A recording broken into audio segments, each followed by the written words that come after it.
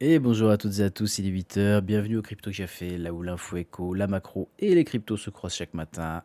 Le week-end fut reposant, le lundi est rouge pour changer, mais il y a encore à encaisser quand même. Allez, c'est parti, on démarre le Crypto Café.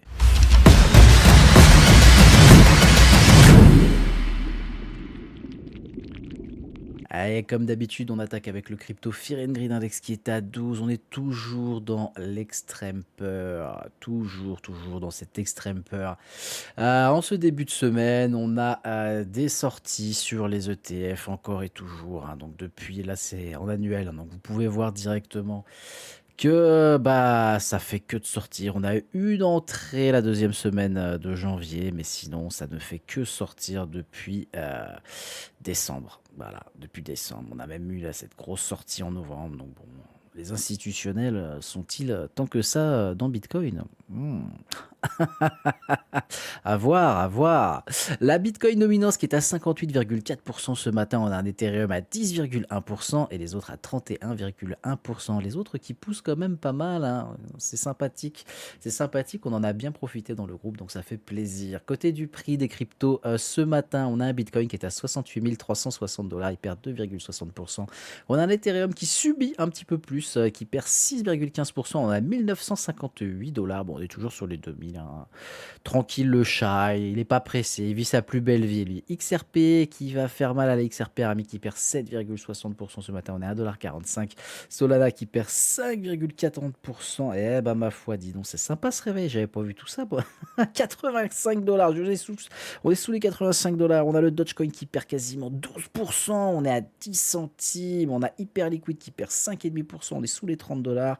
XMR Monero, mon ami Monero qui est à 318 dollars et qui perd 9%.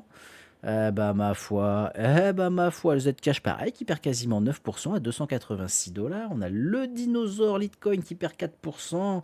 Eh ben, c'est bien rouge. Moi, j'aime bien ces réveils. C'est bien bon lundi comme ça. J'adore.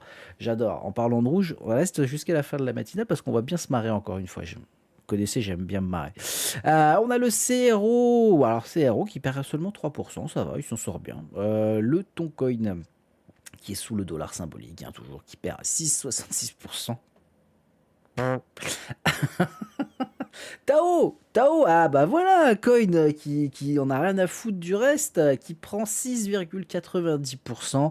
Et le crypto Jérém qui a régalé dessus, puisqu'on a fait tout le up de quasiment 25 ou 30%, je sais plus.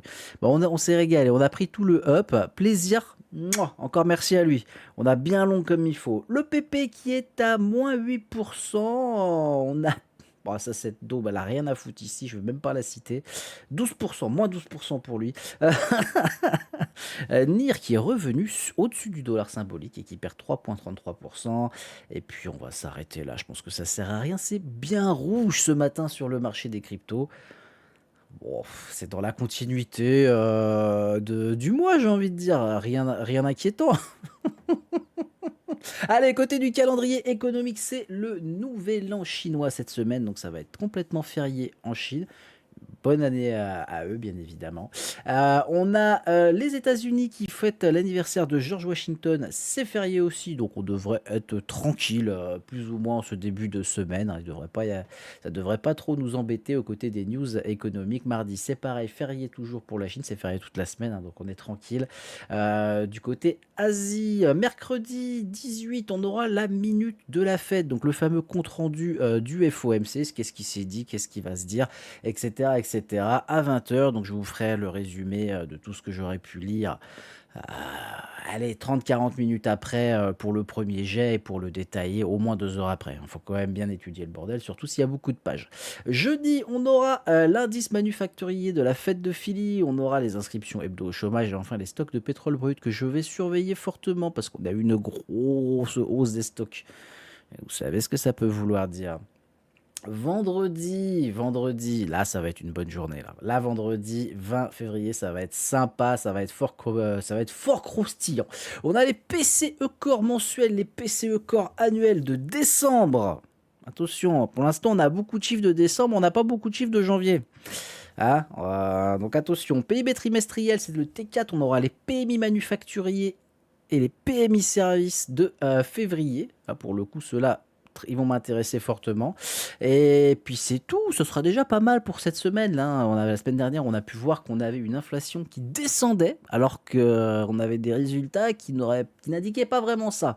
Donc bon, à surveiller, encore une fois, c'était les résultats de décembre et janvier. Faut bien faire attention à ça quand on a les résultats économiques parce qu'il faut savoir se projeter aussi pour la suite. La Fed, c'est ce qu'elle va regarder. Donc elle va beaucoup regarder surtout, c'est nos PCE Core. Est-ce qu'on va avoir des surprises? Let's see, ladies and gentlemen. Pour l'instant, là, les résultats économiques, moi, la semaine dernière, j'étais là, qu'est-ce qu'il me raconte avec une baisse de l'inflation? On n'a pas du tout vu ça. Ou alors, il n'y a pas encore eu répercussion. Il va falloir surveiller très, très fortement, je pense, pour mars. Pour avoir des surprises à côté des news crypto. Allez, on commence tout de suite. Les institutions perdent patience et les développeurs Bitcoin viennent de recevoir un avertissement. Bon, on voit que les institutions n'ont toujours pas compris le fonctionnement de Bitcoin. Les institutions qui préviennent les développeurs contre le risque du quantique. Bon, ouais, j'ai même pas envie de me prendre la tête plus que ça. Le quantique, c'est pas pour tout de suite, hein. C'est pas pour tout de suite. Détendez-vous, zen comme il faut. Puis quand on vient parler des développeurs de Bitcoin, bon, on va même pas aller plus loin, hein. Les institutions, va falloir qu'ils se réveillent parce qu'ils s'intéressent un minimum quand même, parce que on se marre un petit peu là-dessus. Ça va le faire. On est détendu. C'est Bitcoin, c'est sécure. Rien de plus à ajouter, détendez-vous. Il y a 4 ans, tout le monde en avait peur, maintenant tout le monde veut rentrer dedans. Il y a 8 ans, c'était juste une blague, hein. N'oubliez pas qu'à la base, tous ces mecs-là disaient que c'était une blague, que ça irait à zéro, puis finalement ils en ont tous flippé, puis après ils sont tous rentrés dedans. Allez, on va pas aller plus loin pour ça. Ensuite, moi on a ça qui me plaît pas mal, la SEC qui dévoile le projet crypto. Donc c'était en fin de semaine dernière.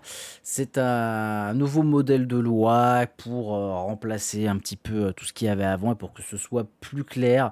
En gros, comment ça va se faire? Il va y avoir 4 types de taxes différents, entre guillemets. Il va y avoir les produits numériques, les objets de collection numérique, coucou les NFT. On aura les outils numériques et les titres tokenisés. Donc ça, c'est une bonne chose dans un sens parce qu'on n'aura plus de soucis comme on a pu en avoir les années précédentes. Coucou XRP.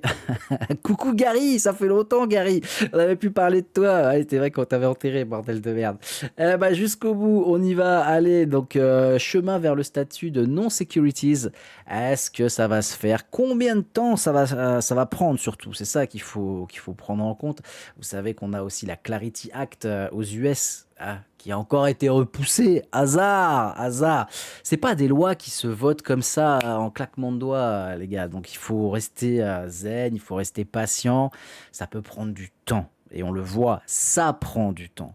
Donc, faut rester patient. Et ce genre de lois, quand elles passeront, là, clairement, on aura une vraie vision réglementaire à long terme. Là, pour l'instant, c'est que du blabla. Il n'y a rien sur le papier. Comme d'habitude, tant que c'est pas sur le papier, c'est de la rumeur. Attention. Je vous vois venir, by the rumor, c'est the news. Je vous vois venir. Ça va le faire. Allez, la semaine dernière, on parlait de Coinbase qui était pas foutu d'avoir une plateforme fonctionnelle. L'action a grimpé de 16%, alors que les utilisateurs en particulier cumulent Bitcoin et Ethereum. Alors moi, j'aime bien, quand je vois ça, moi j'aime bien faire un truc. Vous me connaissez un petit peu maintenant, je titille un peu, je mets les points tout de suite sur les i. L'action Coinbase grimpe de 16%. Alors, fais voir ça. Hop là, au plus bas. Allez, sur 2 jours, hein. Sur 2 jours, même 20% si on prend la mèche. Moi, ça me va, ça me plaît, c'est vrai. Donc, on a pris plus de 16%. Vous savez tout de suite ce que je vais faire. Moi, je prends le plus haut. J'en ai rien à foutre, je prends le plus haut. Moins 70%. Je suis coquin. Donc, on n'est plus qu'à moins 63%, ladies and gentlemen. Ça va. C'est pas comme si on savait que le patron Hop, attendez, je vous remets, ça c'est pour après. Je vous remets donc cet article. Donc bon, c'est pas comme si le patron Brian avait pas mal vendu aussi hein, ces derniers mois l'action de sa propre boîte. Oh ouais, j'adore, j'adore. Il faut toujours vérifier toujours les titres, vérifier toujours les sources, lisez bien les articles et vous verrez que vous allez vous marrer, vous allez vous fendre la gueule. C'est toujours comme ça que ça se passe. Allez, on continue. Donc on a eu 2,3 milliards de dollars de pertes réalisées en Bitcoin. Donc c'est ça, c'est pour les dernières semaines, hein, entre guillemets. Qu'est-ce que les gens ont pu remarquer? Eh ben, que ça correspondait avec le crack de 2021 et l'effondrement de FTX en 2022.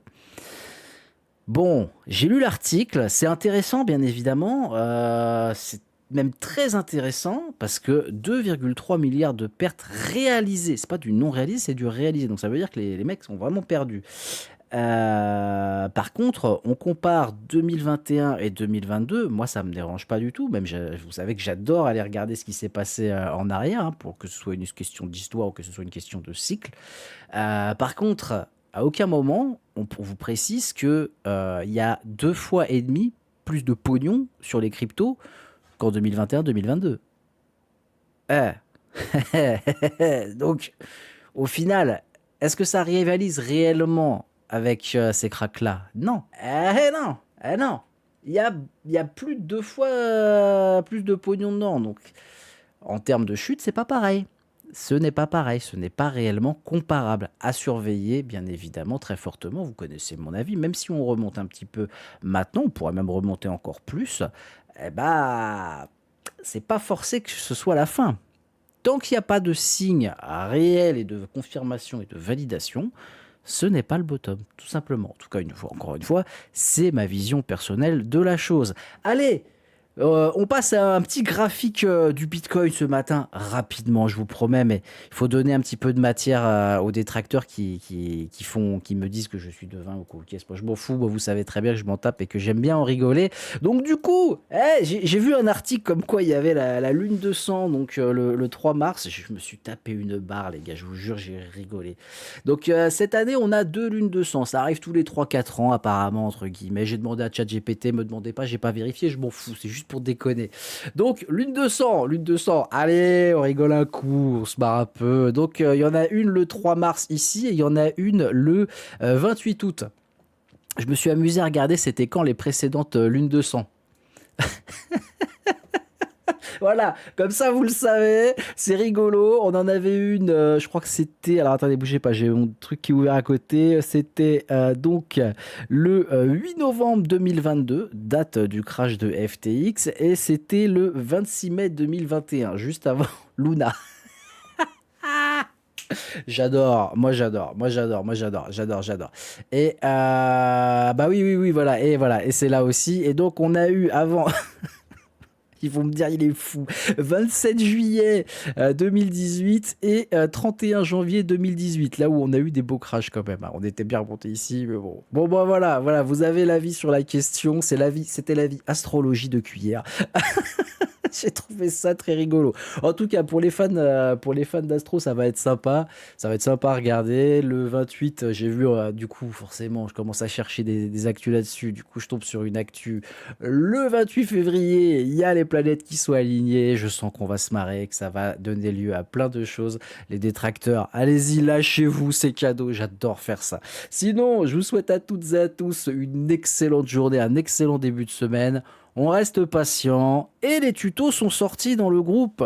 N'oubliez pas, les tutos, ça y est, on commence à sortir. Donc si vous voulez rentrer vraiment dans la DeFi, bien évidemment, tout est gratuit. N'hésitez pas à rejoindre le groupe dans les commentaires ou dans la bio. Il n'y a pas de souci, c'est gratuit. Ça sera avec plaisir qu'on vous apprendra à vous barrer de tout ce qui est centralisé. Une bise à tous!